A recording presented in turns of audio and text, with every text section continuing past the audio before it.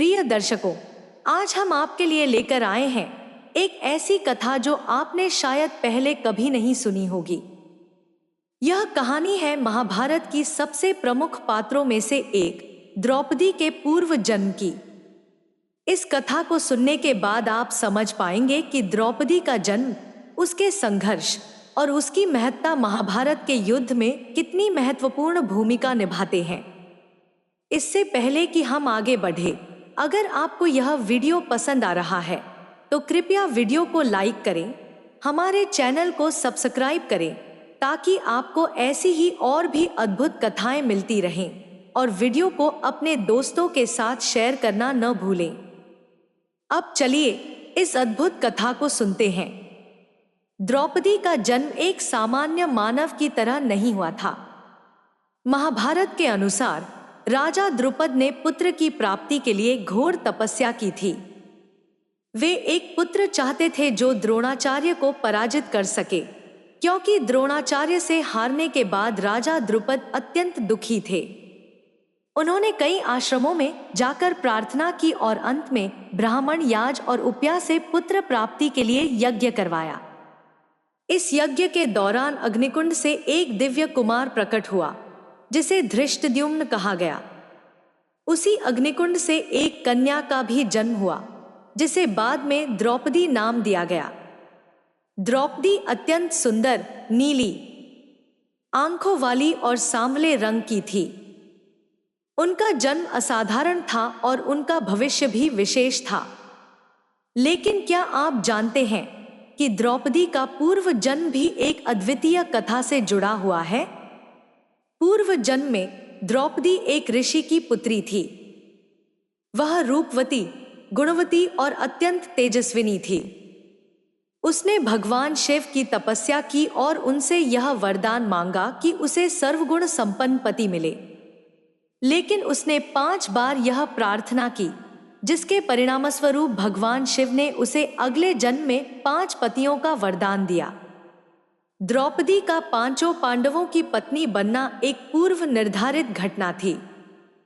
भगवान शिव ने उसे वरदान दिया था कि अगले जन्म में उसे 5 गुणवान पतियों की प्राप्ति होगी, क्योंकि उसने अपनी प्रार्थना में 5 बार सर्वगुण संपन्न पति की कामना की थी।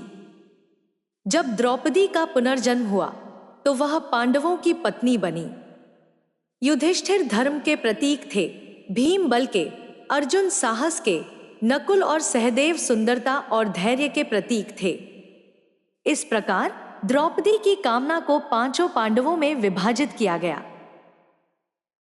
द्रौपदी ने पांडवों के साथ एक शर्त भी रखी थी कि वह अपने घर की गृहस्थी किसी अन्य स्त्री के साथ साझा नहीं करेगी। उस समय बहुविवाह प्रचलित था, लेकिन पांडवों ने इंद्रप्रस्थ में दूसरी पत्नियों को नहीं लाया। बाद में अर्जुन ने श्री कृष्ण की सलाह से सुभद्रा से विवाह किया और द्रौपदी ने भी सुभद्रा को अपने घर में स्थान दिया।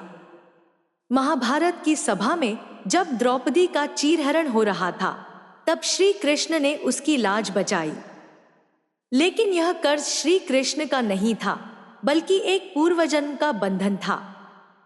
कहा जाता है कि एक बार जब श्री कृष्ण की उंगली कट गई थी, तब द्रौपदी ने अपनी साड़ी का टुकड़ा फाड़कर उनकी उंगली पर बांधा था।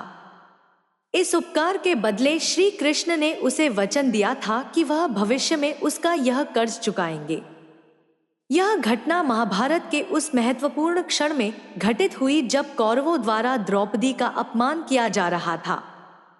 श्री कृष्ण ने द्रौपदी की साड़ी को इतना बढ़ा दिया कि दुशासन उसे खींच नहीं सका और द्रौपदी की लाज बच गई। द्रौपदी एक अद्वितीय स्त्री थी, जिसने न केवल अपने पतियों का सम्मान किया, बल्कि धर्म के मार्ग पर चलने में भी उनका साथ दिया। जब युधिष्ठिर ने अपना सारा राज्य और अपनी पत्नी को जुए में हार दिया था, तब भी द्रौपदी ने धर्म का पालन करते हुए न्याय की मांग। उसका साहस और धर्म के प्रति उसकी निष्ठा स्त्रियों के लिए एक प्रेरणा है। महाभारत के युद्ध में द्रौपदी की भूमिका केवल एक पत्नी और रानी की नहीं थी। उसने अपने पतियों को धर्म और सत्य के मार्ग पर चलने के लिए प्रेरित किया। द्रौपदी ने अपने पतियों के साथ अन्याय का सामना किया, लेकिन वह कभी झुकी नहीं।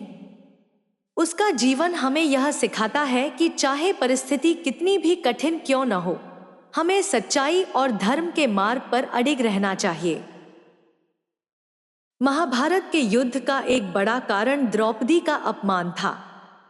उसका अपमान न केवल पांडवों बल्कि पूरे समाज के लिए एक चुनौती बन गया था। महाभारत के युद्ध ने दिखाया कि धर्म की रक्षा के लिए युद्ध आवश्यक हो सकता है। द्रौपदी के सम्मान की रक्षा के लिए पांडवों ने युद्ध किया, जिसमें कौरवों की हार हुई और सत्य की विजय हुई। द्रौपदी की कथा हमें यह सिखाती है कि जीवन में न्याय और धर्म की रक्षा करना सबसे महत्वपूर्ण है। उसके साहस, तप और समर्पण ने उसे महाभारत के सबसे प्रमुख पात्रों में से एक बना दिया। द्रौपदी के जीवन का एक और महत्वपूर्ण पहलू उसके पुण्य कर्म थे। जब एक महात्मा का वस्त्र बह गया था और वे नदी से बाहर नहीं आ सकते थे, तब द्रौपदी ने अपनी साड़ी का टुकड़ा फाड़कर उन्हें दिया था। इस कर्म के कारण महात्मा ने उसे आशीर्वाद दिया था। यह आशीर्वाद उसके जीवन के कठिन क्षणों में उसे रक्षा करने में सहायक बना। यह कहानी हमें यह सिखाती है कि हमारे जीवन के पुण्य कर्म मुसीबत के समय हमारी रक्षा करते हैं। द्रौपदी के पुण्य कर्मों के कारण ही भगवान श्री कृष्ण ने उसकी लाज बचाई। यह कथा एक उदाहरण है कि कैसे अच्छे कर्म हमारी जिंदगी को बदल सकते हैं और हमें कठिनाइयों से बचा सकते हैं। प्रिय दर्शकों, अगर आपको यह कथा पसंद आई हो तो कृपया हमारे वीडियो को लाइक करें, अपने दोस्तों के साथ शेयर करें और हमारे चैनल को सब्सक्राइब करें ताकि आपको ऐसी ही और रोचक कथाएं मिलती रहें। आपकी प्रतिक्रियाएं हमें और भी अच्छा कंटेंट बनाने के लिए प्रेरित करती हैं।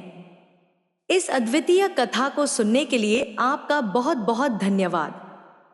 जय श्री कृष्ण।